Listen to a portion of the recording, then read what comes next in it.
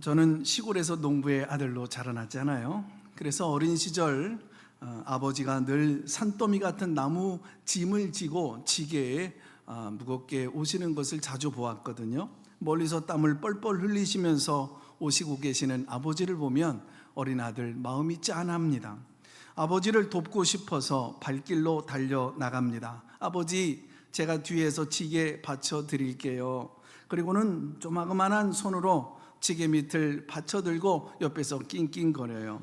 하지만 어린 자식의 힘이 그리 대단히 도움이나 되겠습니까? 오히려 뒤에서 지게를 흔드는 바람에 아버지의 걸음만 방해할 뿐이겠죠. 제 힘은 그 무거운 짐을 감당하기에는 참 보잘것없고 연약하죠. 그런데도 아버지는 뒤돌아보시면서 허허 웃으십니다. 돕겠다고 덤비는 그 자식의 마음이 아마도 기특해서 한 것 아닐까요? 결국 아버지는 제가 다칠까봐 저를 번쩍 안아 지게 위에 얹으셨습니다. 그리고 그 무거운 나무짐과 자식까지 통째로 짊어지셨죠. 그리고 아버지는 그렇게 든든하게 집으로 걸어가셨어요. 성도 여러분, 이것이 저와 여러분 인생의 모습이 아닐런지요. 괴롭고 험한 세상에서 우리는 저마다 힘겹게 해결할 수 없는 무거운 짐을 지고 살아갑니다. 내 힘으로 해보겠다고 낑낑대지만 결국 비틀거리다가 넘어집니다. 이것이 인간의 철저한 연약함이에요. 오늘 성경은 바로 이 자리에서 우리의 연약함을 아시는 분이 계시다 이렇게 말씀합니다. 우리가 손을 놓을 때 우리를 번쩍 들어 대신 옮겨주시는 분이 계시다라고 말씀하세요. 바로 성령님입니다.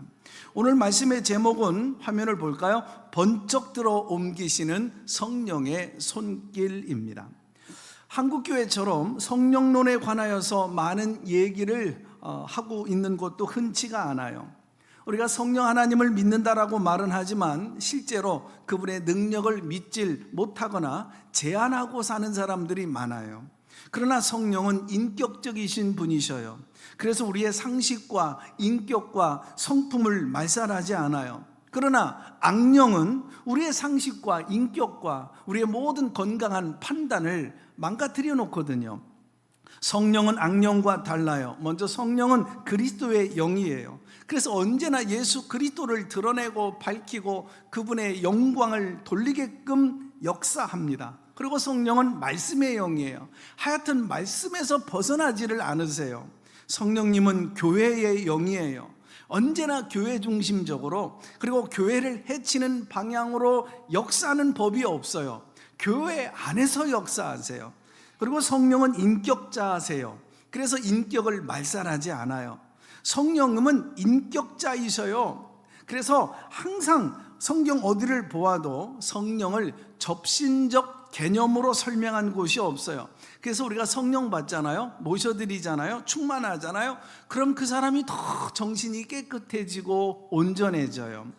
그리고 성령은 불과 같아서 인간의 마음을 깨끗하게 하고 뜨겁게 해요. 냉랭한 심령이 성령 모시면, 성령 받으면 그렇게 뜨거워져요.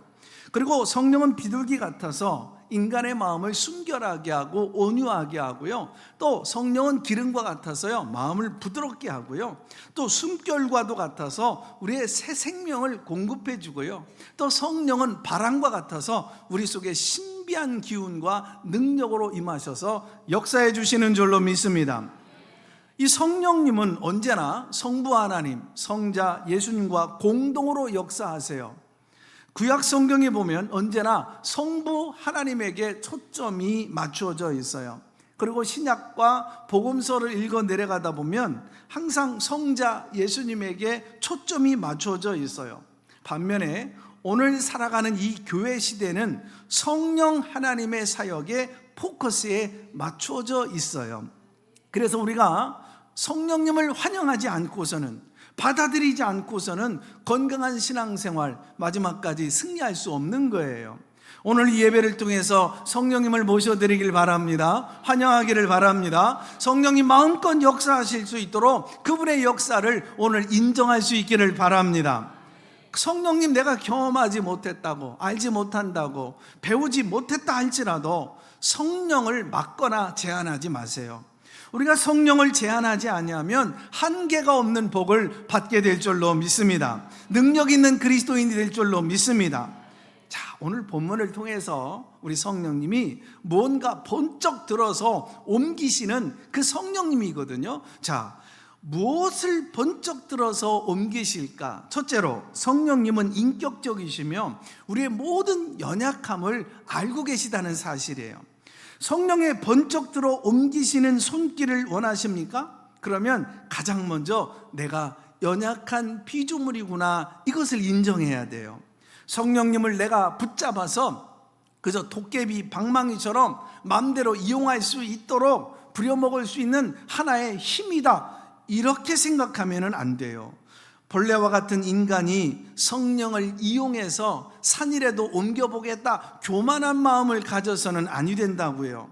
성령님은 내 뜻대로 마음대로 기분대로 이용당하시는 분이 아니에요. 오히려 나를 붙잡아 무한한 지혜로 사용하시는 하나님이신 줄로 믿습니다. 성령님은 인격적이시기 때문에 우리의 과거, 오늘의 아픔, 그리고 내일의 미래, 모든 걸 알고 준비하고 계시는 분이세요. 그래서 성령님은 우리가 함께 아파하시고 우리와 함께 기뻐하시고 또 나 때문에 행복해 하시고 나 때문에 슬퍼하시는 분이셔요. 성경은 성령님을 가리켜 또 다른 보혜사라고 말씀하세요. 이 말씀은 먼저 계셨던 보혜사가 있었다는 얘기죠. 자, 먼저 계셨던 보혜사가 누굴까요? 예수님이세요. 예수님은 죄와 죽음의 구렁텅이에서 우리를 건지셨어요. 그리고 우리를 천국으로 옮겨주신 첫 번째 보혜사입니다. 우리 인생의 어떤 문제도 우린 스스로 해결할 능력이 없는 자들이에요. 그래서 주님은 이 땅을 떠나시면서 우리가 외롭고 고독하고 연약한 문제로 주저앉을 수밖에 없기 때문에 또 다른 보혜사를 보내주신 거예요. 그분이 바로 성령, 보혜사, 하나님이신 줄로 믿습니다. 성령님은 우리 가정과 언제나 함께 하셔요. 여러분의 일거수일투족을 곁에서 생생하게 도우시고 계시는 줄로 믿습니다. 자, 왜 이렇게까지 영으로 오시는 성령님이 밀착 여러분 마크하며 도우실까? 우리가 한순간도 혼자 설 수 없는 너무나도 연약한 존재임을 아시기 때문에 그래요. 제가 목회 생활을 시작한 지 얼마 안 된 줄 알았더니 벌써 31년이 됐고요. 신앙생활 시작한 지는 46년이 되어졌어요. 그동안 만난 분들을 쭉 돌아보니까 대단한 학식을 가진 분들, 권세를 지니고 계신 분들, 돈이 많은 부자들, 가난한 궁핍 가운데 어렵게 사시는 분들 다 만났는데 공통점이 하나가 있어요. 결국엔 똑같이 연약한 인간 존재구나라는 사실이에요. 성경은 인간을 연약한 질그릇과 같다라고 비유를 해요. 저는 어린 나이에 질그릇이 얼마나 연약한지, 허무하게 잘 깨지는지 철저히 깨달은 사람이에요. 캄캄한 밤에 동네 친구들 하나둘 모여서 숨바꼭질을 했어요. 꼭꼭 숨어라, 머리카락 보인다, 무궁화 꽃이 피었습니다. 지금은 굉장히 좀 둔해 보이지만 옛날에는 꽤나 날렵했어요. 믿거나 말거나. 그래서 이웃집 담장을 훌쩍 뛰어넘어서 담 밑에 숨기 위해서 몸을 휙 하고 날려서 어딘가 땅을 짚어야 되잖아요. 탁 하고 뒤졌어요. 아뿔싸 뛰어내린 그 자리가 바로 이웃집 장독 항아리가 있는 곳이었어요. 장독이 사정없이 퍽 하고 깨져 나가는 겁니다. 그것도 오래되어진 그 간장독하고 된장독을 깨트리는 겁니다.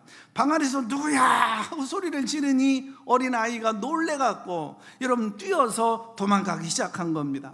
그런데 제가 한 발자국 옮길 때마다 장독을 밟는 겁니다.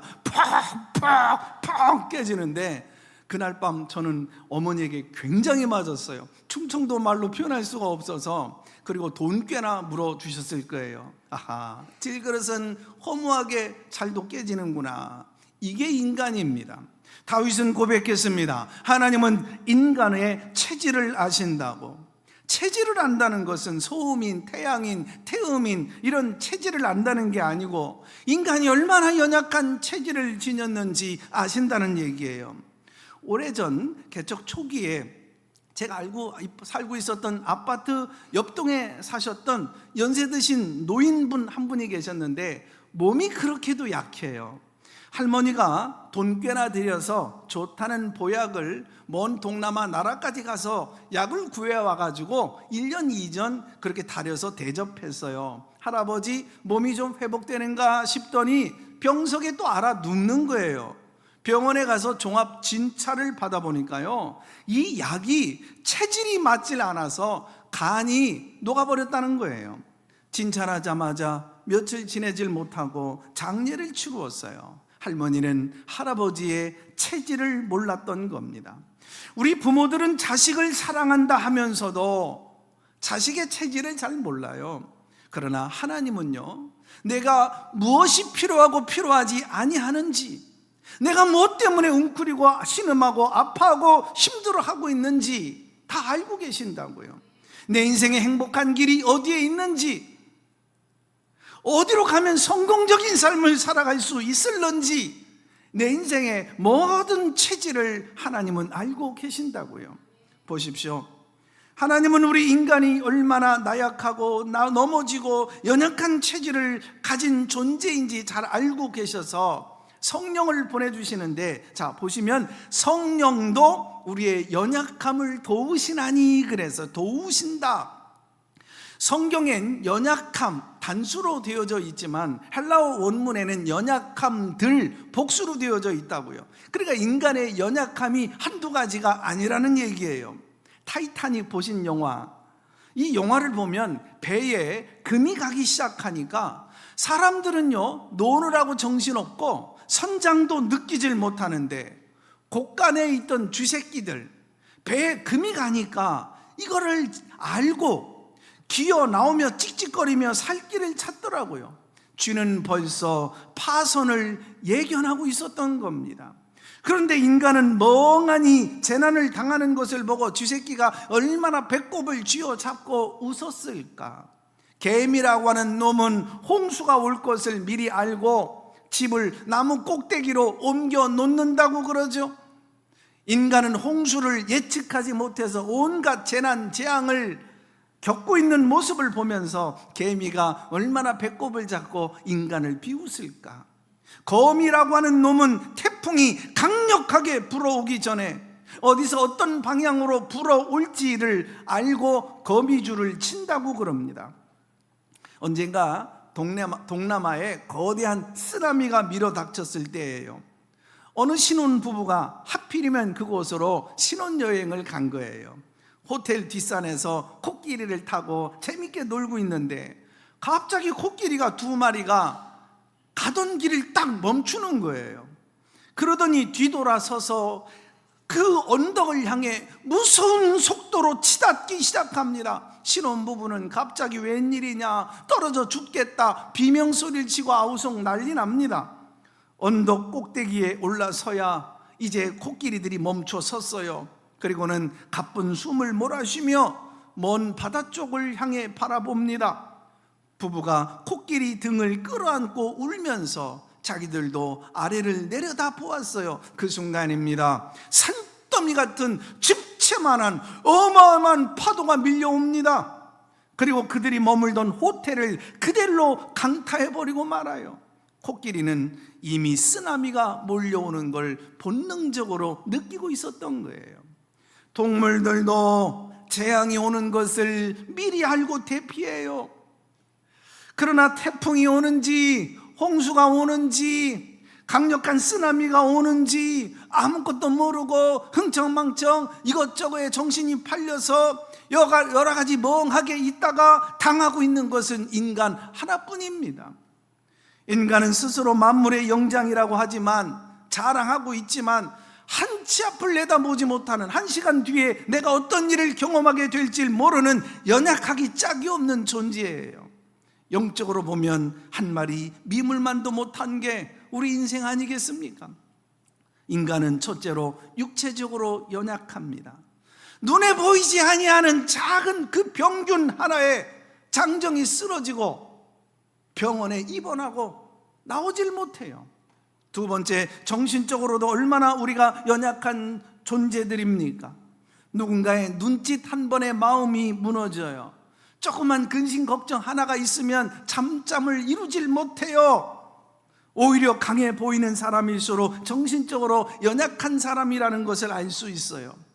세계를 정복했던 그 나폴레옹, 집에 들어오면 고독을 견딜 수 없어 외로움을 이겨낼 수 없어서 아내의 무릎에 얼굴을 파묻고 엉엉 울었다고 그러죠. 세 번째로, 영적으로도 연약한 존재예요. 시험과 도전을 받지 않는 사람이 도대체 누가 있더란 말입니까?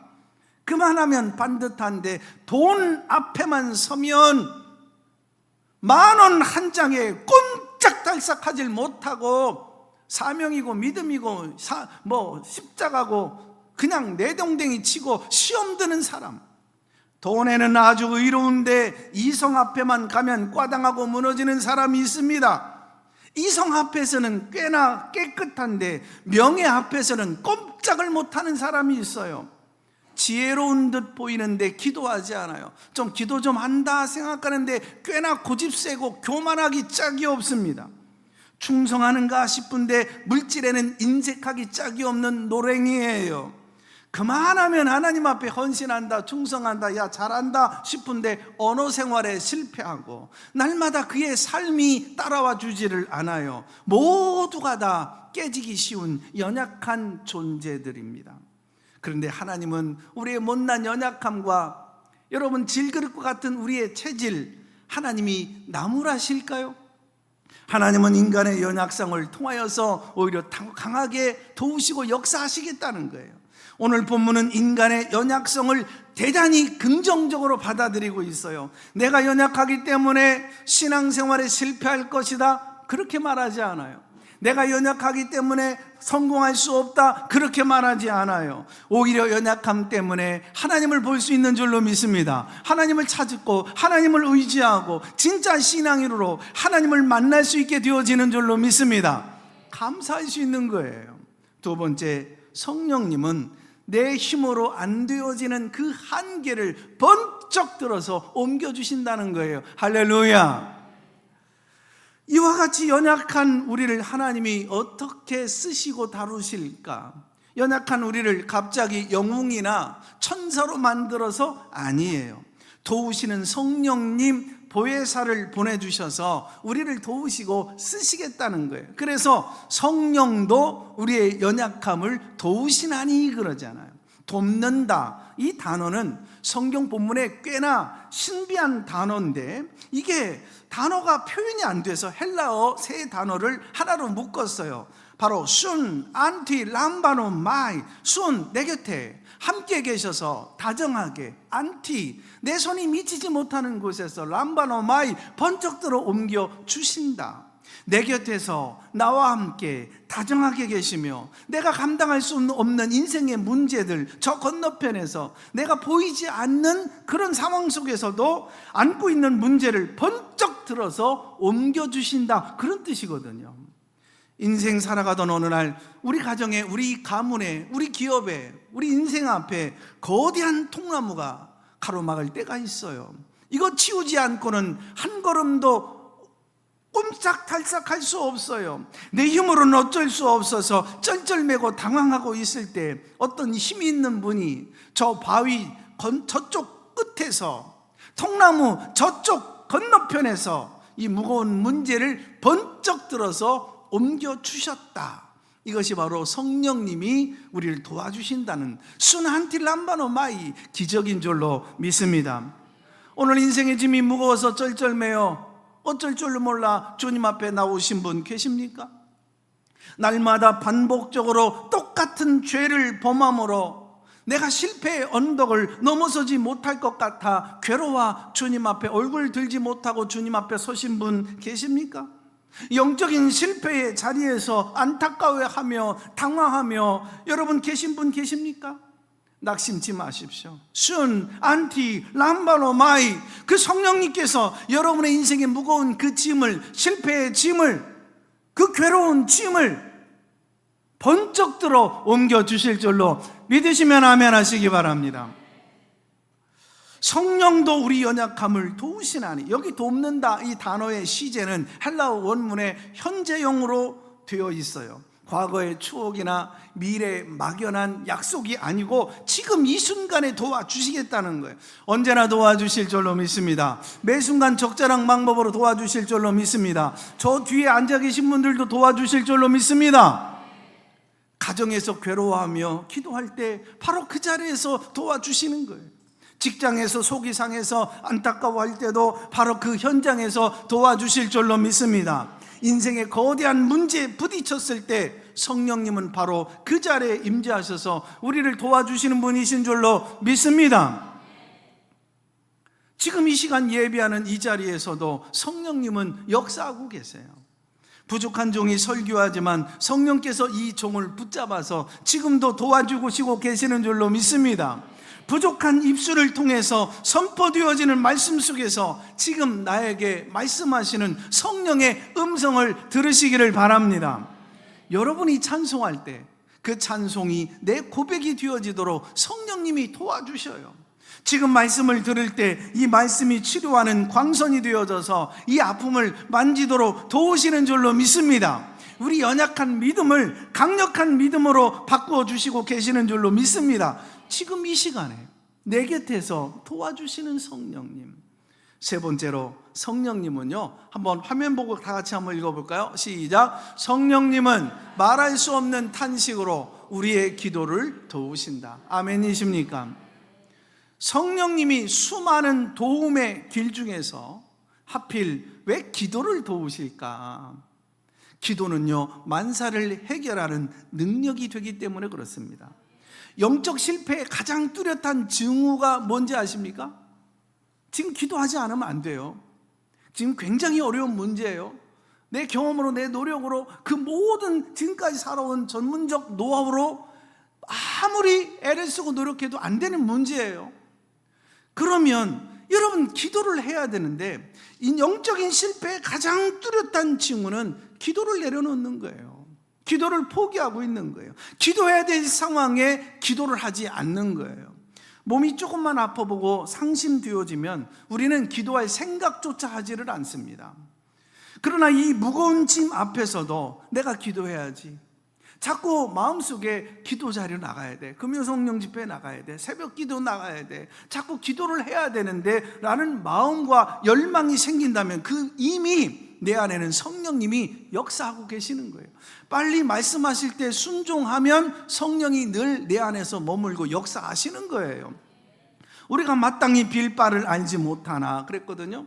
안타까운 건 인생의 그토록 무거운 짐 앞에서 왜 빌지를 않습니까? 내 힘으로 해결할 수 없는 문제인 줄 뻔히 알면서 왜 구하지는 않습니까? 성령이 역사하지 아니하면, 감동 주시지 아니하면 우리가 빌 수가 없는 거예요. 마땅히 빌 바를 알지 못하나 그랬거든요. 여러분, 기도도요, 성령님이 도와주셔야 돼요. 할렐루야. 기도할 마음을 주셔야 되고, 기도의 제목을 주셔야 되고, 여러분 기도할 능력을 주셔야 돼요. 그래서 기도할 수 있다라고 하는 것은 여러분 우리에게 굉장한 큰 축복이에요. 이제 빌기로 결단했어요. 기도하기로 작정했어요. 그렇지만 어떻게 기도해야 될지를 알질 못해요. 기도를 시작하면, 동성 기도를 시작하면 기도 좀 한번 해보시죠 부탁하면 1분을 넘기가 어렵대요. 왜 이렇게 기도가 시간이 길게 하네요. 답답할 노릇이죠. 부모하고 대화를 하는데 1분밖에 대화할 내용이 없습니까? 하나님 앞에 기도를 하는데 그렇게 기도 시간이 지루하고 답답합니까? 빌 바를 알지 못하나. 그래서 성령이 찾아오시면 우리에게 기도의 제목을 주시는 거예요. 기도의 마음을 주시는 거예요. 기도의 능력을 주시는 거예요. 기도의 배고픔을 주시는 거예요. 아멘입니까? 성령님은 기도의 마음을 주실 때 이미 문제를 해결해 놓고 우리를 찾아오시는 줄로 믿습니다.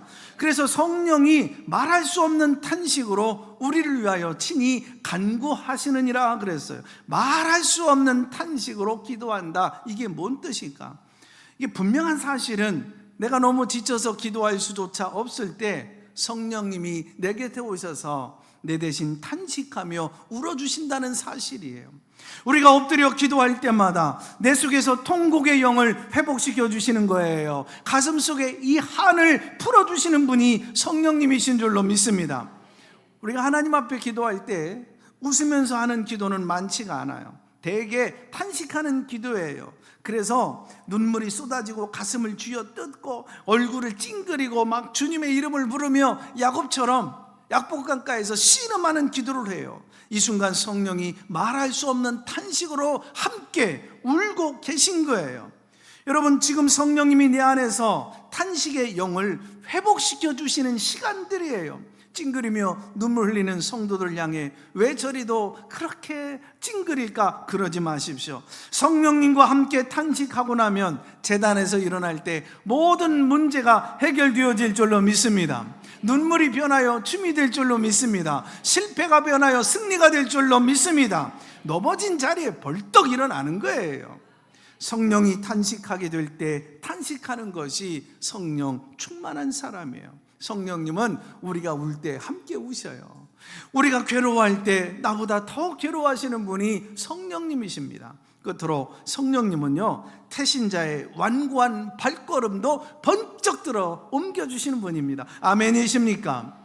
왜 전도 축제를 앞두고 걱정하고 낙심할까요? 목사님, 저 사람은 절대로 교회 안 나옵니다. 아무리 말해도 철벽을 칩니다. 맞아요. 내 힘과 내 말재주로는 절대로 그 완고한 마음을 돌이킬 수 없습니다. 여러분, 태신자가 왜 매몰차게 거절하며 버티는 줄 아십니까? 악해서요? 아니에요. 영적으로 너무나도 연약하기 때문에 그래요. 무거운 죄의 짐을 지고 가면서도 내려놓을 줄 모르는 질그릇이니까, 영적인 눈이 가려져서 스스로 한 걸음도 나오지 못하는 가련한 상태이기 때문에 그래요. 문제는 복음을 전해야 하는 우리 역시가 우리도 너무 연약하다는 사실이에요. 거절당할지 모른다는 두려움, 그 자존심 상할까봐, 그 마음에 피투성이로 얼룩질까봐 다가가질 못하는, 게다가 우리의 일상이 얼마나 바쁘고 피곤합니까? 내 삶을 살아내기에도 숨이 턱에 차오릅니다. 여기에 새생명 축제라는 교회 행사까지 더해지니 마음에 부담감이 있을 수 있죠.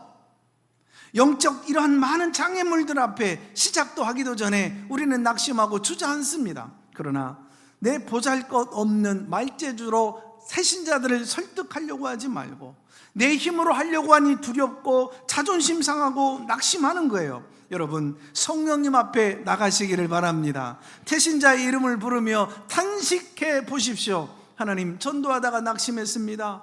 마음이 부담스럽습니다. 하나님, 거절당해 내 마음이 너무나도 답답합니다. 내 곁에 계신 성령께서 내 손을 콕 잡으시며 눈물을 닦아주실 줄로 믿습니다. 아들아, 딸아, 내가 네 아픔을 안다. 위로의 자리에서 여러분, 새 힘을 공급받아야 전도가 행복한 특권이 될 수 있어요. 이제 내 힘을 빼고 성령의 손을 잡고 기도의 자리를 사수하시기를 바랍니다. 내가 먼저 살아난 눈물로 탄식할 때 성령께서 순한티 람바노마이 역사하여 주실 줄로 믿습니다. 태신자의 거절한 그 거대한 그 거절의 바위를 성령께서 번쩍 들어서 옮겨주실 줄로 믿습니다. 그 성령의 도우심 신뢰하면서 공감 음악회에 그들을 초청하십시오. 성령께서 그들의 마음의 빗장을 녹여주실 줄로 믿습니다. 6월 15일부터 우리 한 주간 특별 새벽 기도예요. 눈물을 뿌려서 심어보세요. 성령께서 기적을 이루어 주실 줄로 믿습니다. 6월 21일과 28일 초청주의를 앞두고 우리 성령님 의지에 가는 거예요. 감당할 수 없는 영혼 구원, 꽁꽁 묶인 인생의 문제들 가지고 주님 앞에 나아가십시다. 새벽에 눈물을 뿌려보시자고요. 기적의 열매를 거두도록 역사해 주실 줄로 믿습니다. 순, 안티, 람바노, 마이 권능으로 역사하셔서 태신자들 초청주일 예배 자리로 옮겨주실 줄로 믿으시면 아멘 하시기를 주님의 이름으로 축복합니다. 하나님 아버지, 한 치 앞도 보지 못하는 우리의 연약함을 고백하며 주님만 의지합니다. 인생의 무거운 짐과 거대한 바위 앞에 쩔쩔매던 우리를 순한티 람바노마이 손길로 번쩍 들어 옮겨 주옵소서. 내 힘과 내 말재주를 내려놓고 거절의 두려움과 상처받은 자존심 성령의 위로로 치유하여 주옵소서. 잃어버린 영혼을 향해 피를 토하던 사도 바울의 애끓는 아비의 심정을 우리에게 부어 주옵소서. 6월 14일 주민 공간 음악회 역사하셔서 태신자들의 완고한 마음문을 눈 녹듯 녹여 주옵소서. 6월 15일부터 시작되어지는 특별 새벽 집회, 전 교인이 한마음으로 시간을 비우고 가정의 가장 중심으로 자녀들까지 온 가족이 나와 기도의 제단을 사수하게 하여 주옵소서. 눈물로 심고 기적을 이루라 주님 말씀하시오매 우리가 눈물로 심을 때 성령께서 역사하셔서 태신자 영혼들의 마음이 열려지고 인생의 문제들이 해결되어지는 겸손하여 주님의 은혜를 받는 기적의 시간들 되게 하여 주옵소서. 하나님 성령께서 역사하셔서 전독 축제에 기름을 부어주시고 연약 가운데 파도처럼 역사하사 풍성한 새 생명 열매를 맺게 하여 주옵소서. 예수님의 이름으로 기도하옵나이다. 아멘.